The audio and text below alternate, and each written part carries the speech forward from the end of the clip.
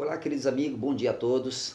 Aqui eu digo bom dia, eu estou na cidade de São Paulo, já é 25 de dezembro, dia em que o mundo para comemorar o nascimento de Jesus. É um dia de festa, é um dia em que a família se reúne, os amigos estão aí e há ceias diferentes na mesa, postas na mesa. Alguns fazem ceia de frutas, outros chocolate com panetone, outros preferem champanhe. Não importa como você está comemorando, o importante é que o aniversariante esteja feliz aí na sua mesa, na sua casa, naquilo que você está festejando. Porque a verdade, nós recebemos presentes nesse dia, mas quem merece o presente é o aniversariante. E quem é o aniversariante? É o Senhor Jesus Cristo. Sabe qual é o presente que ele pede para nós? Lá em Provérbios ele diz assim: Filho meu, dá-me o teu coração. Tudo bem?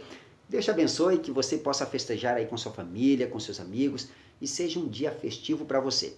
Mas o desejo que eu tenho do meu coração, do fundo do meu coração, é que não apenas o dia 25 de dezembro você se lembre de Jesus, mas todos os dias da sua vida. Jesus precisa nascer todos os dias de nossa vida em nosso coração. E eu tenho certeza que nosso dia será diferente. Nós trataremos todo mundo de forma igual, né? Não faremos acepção de ninguém. Nós respeitaremos a todos, né? Porque o Natal se aproximam pessoas até que nunca conversaram conosco e que nós também nunca conversamos com elas. Mas Deus aproxima em dias festivos pessoas importantes e às vezes pessoas que eram talvez rejeitadas. Elas são aproximadas até nós. Então que Jesus te abençoe, que Deus te abençoe nesse dia, que você passe bem, tudo bem? Eu quero aqui fazer um pequeno cálculo por meio desse vídeo, um pequeno cálculo matemático sobre o mês do nascimento de Jesus.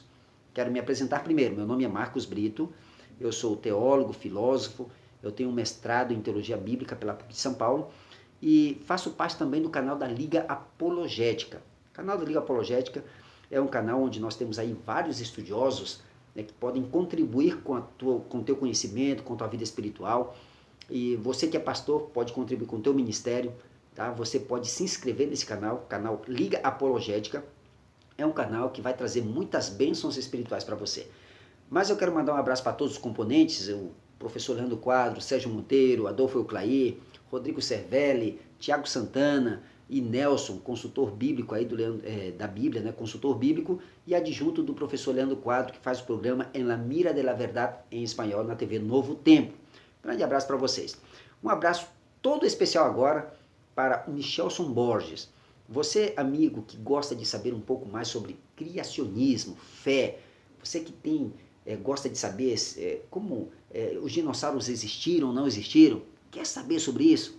Inscreva-se no canal chamado Michelson Borges. Você vai ter um conteúdo de primeira qualidade. Eu tenho certeza que você não vai se arrepender de estudar a Bíblia por meio desse canal também. Inscreva-se no canal Michelson Borges, também inscreva-se no canal da Liga Apologética. Tudo bem? Eu quero apresentar aqui para vocês alguns aspectos de que por que Cristo não nasceu no mês de dezembro. O primeiro deles tem a ver com a geografia.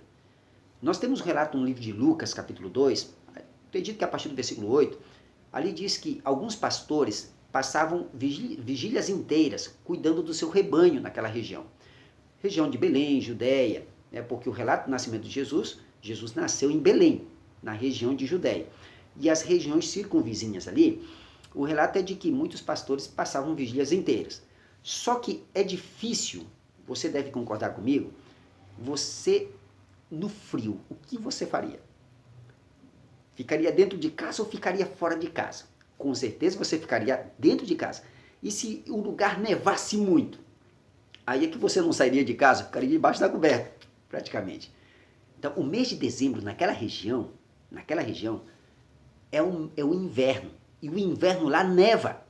Por isso torna difícil, amigo, a crença de que os pastores ficaram no mês de dezembro cuidando do seu rebanho. Não foi no mês de dezembro. Porque, primeiro, antes deles cuidarem do rebanho, eles deveriam de cuidar deles mesmos. Então, torna difícil a crença de que Jesus nasceu no mês de dezembro, sabendo que o inverno lá é o mês de dezembro e neva também. E o relato dos pastores cuidando de seus rebanhos vigílias inteiras é porque o mesmo relato se dá no nascimento de Jesus. Então, quando eles estão cuidando, o anjo vem e avisa a eles que Jesus acabou de nascer. E eles então vão lá onde Jesus havia nascido. Então, por isso, não pode ser o mês de dezembro. Porque além de fazer frio, lá naquela região neva no mês de dezembro. Tudo bem? Um outro elemento, um outro ponto muito importante, tem a ver com uma profecia da Bíblia. Há profecias que estão relacionadas com números e há profecias que não têm relação com números.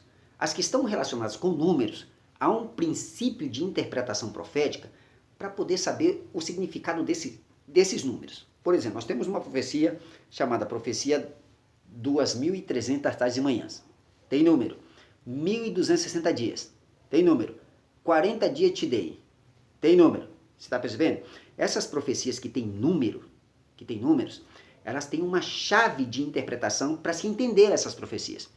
O livro de Ezequiel, capítulo 4, versículos 5, 6 e 7, nós temos uma profecia ali com números. E Deus praticamente explica para Ezequiel o significado daquela profecia. No versículo 6 e versículo 7, Deus diz assim: Ezequiel, eu te dou 40 dias. Te dei 40 dias. Cada dia equivale a um ano. Ou seja, Deus explica para Ezequiel uma chave para interpretar dias.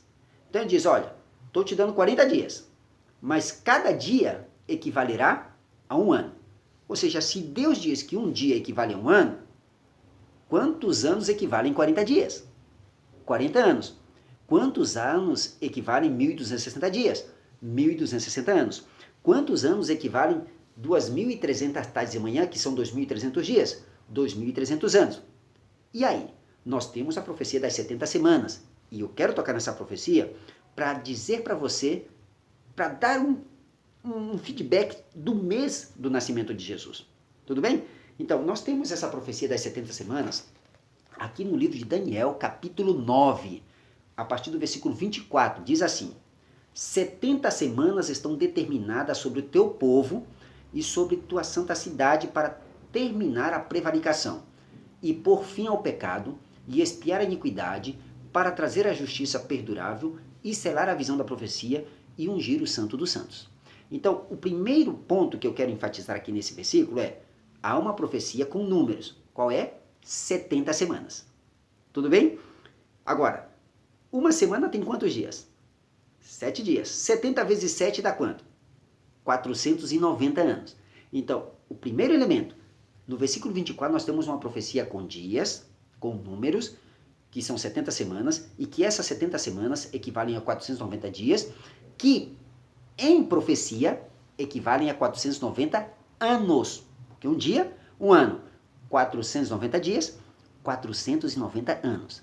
O texto continua no versículo 25, diz assim, ó: sabe, pois, e entende, que desde a saída da ordem para restaurar e reedificar Jerusalém, até o Messias, olha lá, até o Messias. Então, veja bem, da ordem para restaurar e reedificar Jerusalém até o Messias, haverá 7 semanas e 62 semanas. Já temos o segundo elemento aqui. Primeiro elemento, há uma profecia com números, que são as 70 semanas ou 490 anos. Diz que essas 70 semanas começariam com a saída de uma ordem para restaurar e reedificar Jerusalém. Só que se passariam primeiro 7 semanas mais 62, que dá um total de 69 semanas. Ou seja, quando terminassem 69 semanas destas 70 semanas, nós teríamos o início do Messias de forma pública. Ou seja, por isso que diz assim, vai se passar 7 semanas mais 62 até o Messias. A palavra Messias, Mashiach em hebraico, ungido, vem de Mashá, que significa ungir, e em grego a correspondente é Christos, que significa ungido, indica que Jesus Cristo iniciaria seu ministério público após 69 semanas. 69 semanas vezes 7 dias, nós temos um total de 483 dias. Agora, quando começam essas 70 semanas, ou esses 490 anos? Porque depois que começar, primeiro temos que contar 483 anos, e aí nós temos o início do ministério público de Cristo, e depois sobra mais uma semana. E aí vem o terceiro elemento aqui. O versículo 26 diz assim: E depois das 62 semanas, quando se passam as 69 semanas, se tirará a vida do Messias. Ou seja, quando terminem as 69 semanas, começa o ministério público de Jesus e depois a vida do Messias seria tirada. Mas quando é que é tirado? Vamos ver? Diz assim, versículo 27. Por uma semana, ou seja, a última semana, né, que falta das 70, ele confirmará pacto com muitos, tá? Mas na metade da semana, o Messias seria morto. Na metade da semana. Vamos parte por parte. Primeiro, quando começam as 70 semanas, ou os 490 anos? Com a saída de uma ordem para restaurar e reedificar Jerusalém. E aí você pergunta, mas onde que está essa ordem? Há um livro chamado Esdras na Bíblia. Você pode ler esse livro todo, mas especialmente os capítulos 3, 5 e 7, leia esse livro. Você vai encontrar a figura de um rei chamado Artaxerxes. No 7º reinado deste rei, ele escreveu uma carta e o texto da carta ele entregou para o sacerdote Esdras. E ali, em uma de suas falas, ele diz assim: por mim se decreta que todo aquele que quiser ir contigo para Jerusalém, que vá. Esdras capítulo 7, versículo 8. Você pode ler o conteúdo dessa carta. Então, essa carta ele entregou a Esdras no 7º reinado dele. Tá? Então, no 7º reinado do rei Artaxerxes, saiu a ordem para restaurar e reedificar Jerusalém. Agora, historicamente, o 7º ano do rei Artaxerxes ocorreu no ano 457 a.C. Eu explico para você. Vamos colocar o nascimento de Cristo no ano 0. Tá bom? Ano 0. Então, o calendário se divide em duas partes. Antes de Cristo e depois de Cristo. Antes de Cristo, o calendário era decrescente. 4.000, 3.000, 2.000, 1.000, 500, 457 antes do ano 0, antes de Cristo. Depois de Cristo, é crescente. 1, 10, 1.000, 2.000, hoje estamos no ano 2019. Então, no ano 457, antes do ano 0, antes de Cristo, começam as 70 semanas. Por quê? Porque o ano 457 é o 7º ano do rei Artaxerxes. Então, se o início das 70 semanas, ou 490 anos, se deu no ano 457, adicione 490 anos. Você vai passar do ano 0 e vai chegar no ano 34, depois de Cristo. Então, no ano 34, com a morte de Estevão como mártir, termina os 490 anos. Tudo bem? Só que nós precisamos tirar uma semana desses 490 anos. Do ano 34, nós vamos reduzir 7 anos. Uma semana tem 7 dias. E 7 dias representam 7 anos. Do ano 34, volte mais 7 anos. Nós chegaremos no ano 27. É isso que eu quero tocar com você aqui agora. Tudo bem até aí? Então, até aí, você entendeu que é uma profecia com números, relacionadas com números, que são as 70 semanas. 70 semanas equivalem a 490 dias, que representam 490 anos. Elas iniciam no ano 457 a.C. e terminam no ano 34 depois de Cristo. Agora, o texto bíblico diz que passariam-se 69 semanas, ou seja, a partir do ano 27 depois de Cristo, Jesus Cristo, ou seja, o Messias, a palavra Messias significa ungido, lembra que eu expliquei para você? Significa ungido, a correspondente em grego é Christos, significa ungido, e significa que Jesus começa o seu ministério público a partir do ano 27.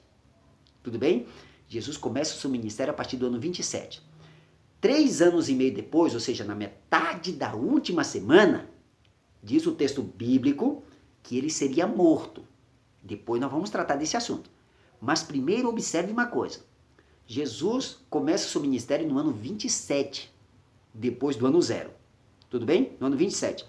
O livro de Mateus, capítulo 3, versículo 15 e 16, ali diz que Jesus foi batizado e depois foi levado pelo Espírito ao deserto para ser tentado pelo diabo. E depois disso, então, ele começa o seu ministério. Ou seja, se Jesus começa o seu ministério no ano 27, é porque ele foi batizado também no ano 27. Você está compreendendo? Jesus foi batizado no ano 27. E aí o texto de Lucas, capítulo 3, o versículo 23, você pode ler lá, lá diz que Jesus começou seu ministério quando acabou de completar 30 anos. 30 anos. Então Jesus começa o seu ministério com 30 anos. Mas em que ano? No ano 27. Isso significa que Jesus foi batizado no ano 27. Você está compreendendo? No ano 27 ele foi batizado. Agora, do ano 27 até o ano 34, são 7 anos, que é a última semana de 7 dias, que significam 7 anos. Tudo bem, né? Tá lembrando, né? Agora o texto diz que na metade da semana, o Messias seria morto. Ou seja, do batismo dele até a morte dele, teriam que se passar 3 anos e meio. Então, aonde nós vamos chegar? Começa o ano 27, 28, 29, 30. Falta meio ano. 30 e meio. Vamos arredondar para o ano 31. Só que nesse ano em que Jesus morre, na época em que ele foi morto, estava acontecendo uma festa. E a Bíblia chama essa festa de Páscoa. A Páscoa acontecia no primeiro ano do mês, ou no primeiro mês do ano, que, de acordo com uma linguagem pré-exílica, seria Abib, ou uma linguagem pós-exílica seria Nissan, que seria fim de março e início de abril. Ou seja, Jesus morre entre o mês de março e início de abril, porque estava acontecendo a Páscoa. Tudo bem até aí? Então Jesus, e o mês de março e início de abril, naquela região, a estação é a primavera. Em outras palavras, Jesus morreu 27, 28, 29, 30, 30 e meio. Ou seja, na primavera do ano 31, Jesus morre. E se você quiser saber qual é o mês que Jesus foi batizado, é muito simples. Se Jesus morreu na primavera do ano 31, você tem que reduzir 3 anos e meio para chegar ao batismo de Jesus e saber qual foi o mês que Jesus foi batizado. Então vamos lá. Primavera 31, primavera 30, primavera 29, primavera 28. Faltam mais 6 meses. Então, mais 6 meses reduzidos, nós chegaríamos ao outono do ano 27. E o outono do ano 27 foi o mês que Jesus foi batizado. Tudo bem até aí? Então, o mês que Jesus foi batizado foi... A estação que Jesus foi batizado foi a estação de outono. Agora, você quer saber o mês? É muito simples. Nós estamos em março. Né? Março. Vamos fazer o seguinte. Nós já sabemos a estação que ele foi batizado. Basta agora sabermos o mês que ele nasceu.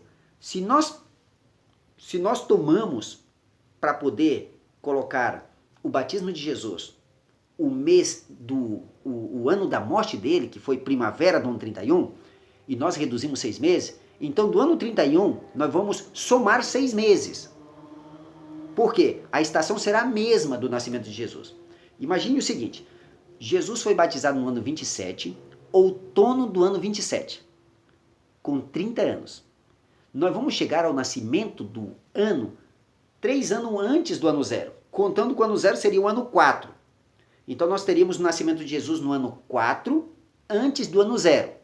Isso de acordo com este cálculo matemático. Mas há outros que preferem dizer que Jesus nasceu entre o ano 8 e o ano 5 antes de Cristo. Por quê? Devido aos recenseamentos romanos que aconteciam em um ciclo de 14 em 14 anos.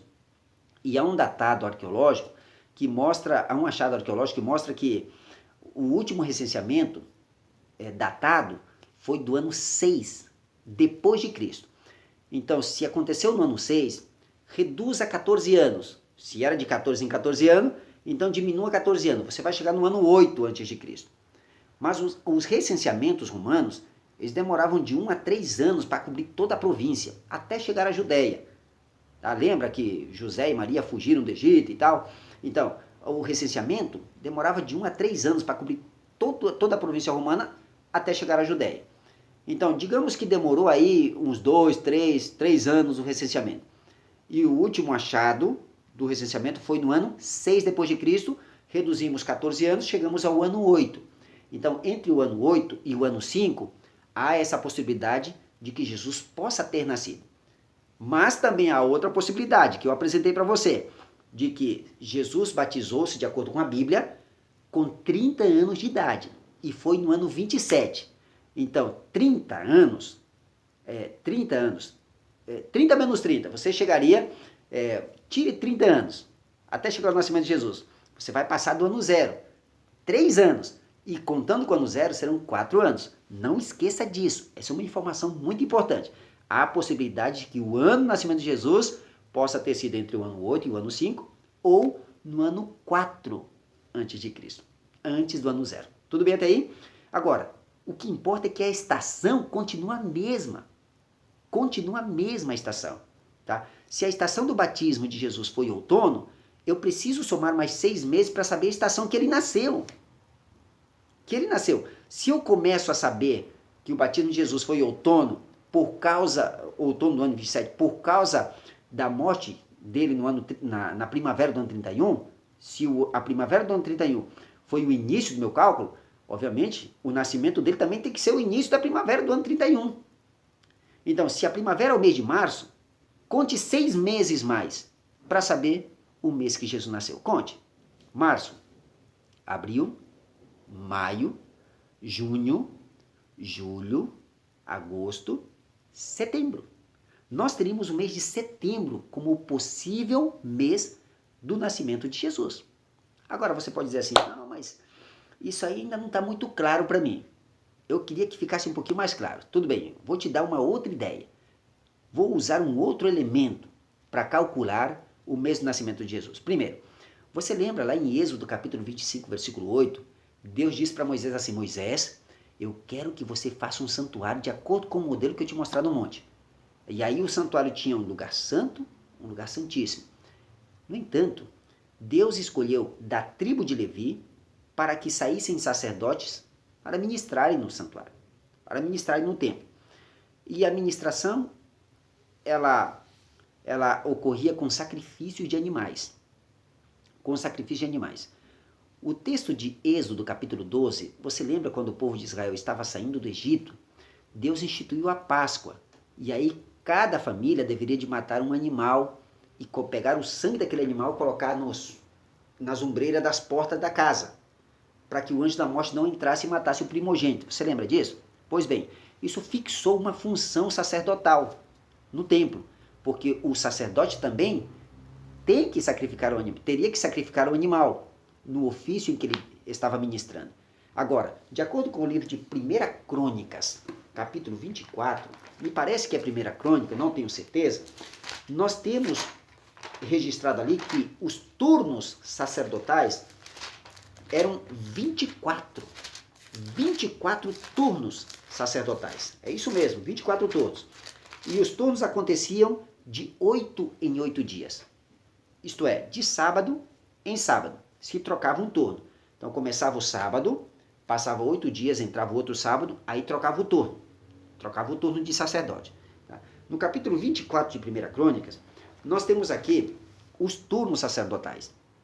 Os turnos eram anuais, se dividiam 2 vezes por ano se ministravam no santuário, no templo. Tá? Aqui no capítulo 24 de 1 Crônicas, no versículo 10, vem falando aqui da 7ª e da 8ª ordem sacerdotal, ou turno sacerdotal. A 7ª pertencia a Cós e a 8ª a Abias. É isso que diz o texto bíblico.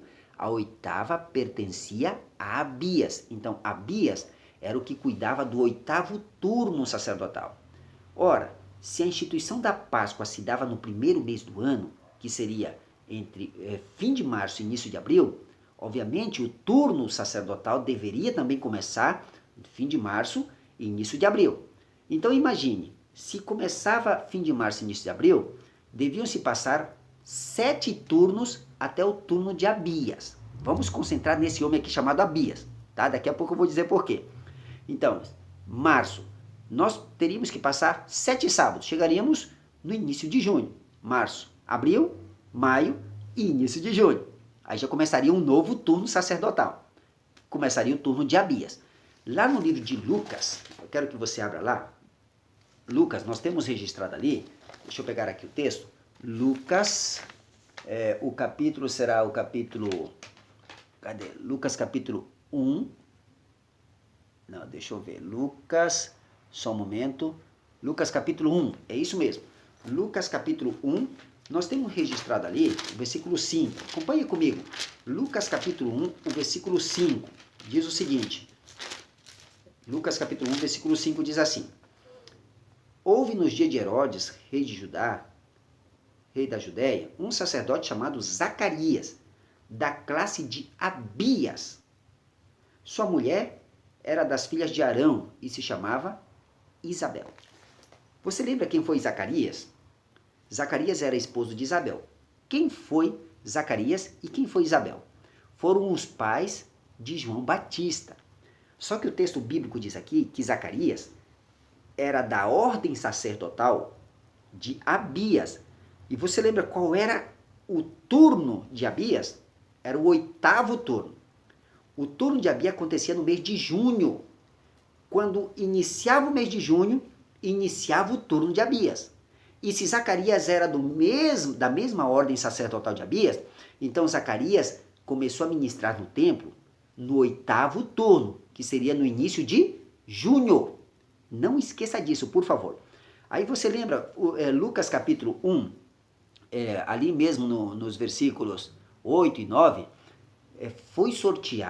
Zacarias foi sorteado para oferecer incenso diante de Deus. E a Bíblia diz que quando ele estava lá oferecendo, o anjo aparece para ele e diz assim: Zacarias, você vai ser papai. E Isabel, sua esposa, vai ser mamãe. E Zacarias não acredita e ele fica mudo. Você lembra da história? Ele fica mudo.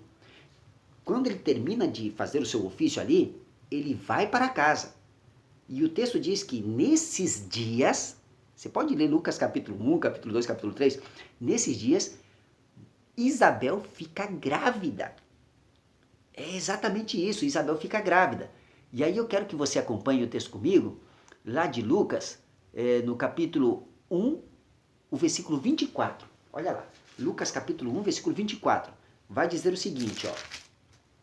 Depois daqueles dias, ou seja, dos turnos sacerdotal de Zacarias, concebeu sua mulher Isabel, e se ocultou em sua casa por 5 meses.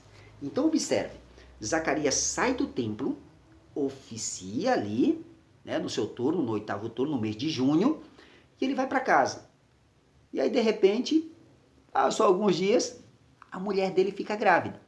Quando ela sabe que fica grávida, ela se oculta, ela se esconde na sua casa por 5 meses. Por 5 meses. Mas eu quero que você acompanhe uma outra coisa aqui comigo. Então, ela se esconde por 5 meses. Quando chega no capítulo 1, versículo 26, diz assim, ó, ao 6º mês, quando Isabel estava com 6 meses de gravidez, o anjo Gabriel foi enviado por Deus a uma cidade da Galiléia chamada Nazaré, a uma virgem desposada com um varão que se chamava José. Ou seja, o anjo do Senhor, quando Isabel tinha 6 meses de gravidez, o anjo do Senhor é enviado até a casa de Maria e diz para Maria, Maria, você vai ter um filho, você vai ter que chamar ele de Jesus, porque ele vai salvar o mundo dos seus pecados. E aí Maria agradece, tem aquele cântico tudo bonito. E sabe o que acontece? Maria, então, ela vai visitar quem? Isabel. O texto vai dizer que ela vai visitar Isabel. Quando Maria chega lá na casa de Isabel, Isabel vai e vê e descobre que Maria está grávida. Isabel estava com 6 meses de gravidez e Maria havia ficado grávida no 6º mês de gravidez de Isabel. Ou seja, João Batista era 6 meses mais velho que Jesus. Então imagine, se Isabel ficou grávida no mês de junho, vamos ver quantos meses se passaram para que Maria ficasse grávida? Então vamos lá, junho, julho, agosto, setembro, outubro, novembro, dezembro. Então preste bem atenção. 6 meses depois de estar grávida de João Batista, Maria visita Isabel e se descobre que está grávida. Ou seja, em dezembro, João Batista já estava com 6 meses na barriga. Quando nasceu João Batista? Dezembro, janeiro, fevereiro, março. 6 meses mais 3 meses, nós vamos chegar no mês de março. Então, João Batista nasce no mês de março. E no mês de março, quanto tempo Jesus já tinha na barriga da mamãe? Dezembro, janeiro, fevereiro, março. 3 meses. João Batista nasceu em março e Jesus ainda estava 3 meses na barriga. Então, no mês de março, Jesus estava com 3 meses na barriga. Se leva 9 meses para nascer, vamos somar mais 6 meses. Março, abril, maio, junho, julho, agosto, setembro. Então nós temos aqui o mês de setembro como o possível mês do nascimento do Senhor Jesus Cristo. Querido, eu não sei se eu me fiz entender por este cálculo matemático sobre o mês do nascimento de Jesus. Mas de acordo com a Bíblia, com o relato bíblico, não precisamos ir tão longe. Basta analisarmos a Bíblia em seus mínimos detalhes, tomarmos uma caneta com um papel e escrevermos, estudarmos, examinarmos, investigarmos. João capítulo 5, versículo 39. Nós vamos descobrir maravilhas sobre o Senhor Jesus Cristo. Então lembre-se, dia 25 de dezembro é tradicionalmente comemorado o dia que Jesus nasceu. Mas de acordo com o relato bíblico e todos esses elementos que eu mostrei para você, tanto a geografia, as 70 semanas, lembra? 70 semanas. Como a questão de Isabel ficar grávida e depois Maria, relatando os meses aqui, você descobriu junto comigo, que Maria deu à luz no mês de setembro ao Senhor Jesus Cristo. Eu espero que você passe um Natal abençoado na presença de Deus. Espero que esses dias festivos, até o novo ano que está chegando, sejam um dia de bênçãos, de alegria. Mas eu espero do fundo do meu coração que o Senhor Jesus Cristo, como aniversariante, seja aquele que vai receber o seu presente, a sua vida, o seu coração. Um grande abraço a todos vocês, ouvintes do canal Michelson Borges, e também a todos vocês do canal da Liga Apologética. Deus abençoe grandemente vocês, a vida de vocês, a família de vocês. Desejo a vocês muita saúde e desejo que Deus prospere o caminho e a vida de vocês. Um grande abraço a todos.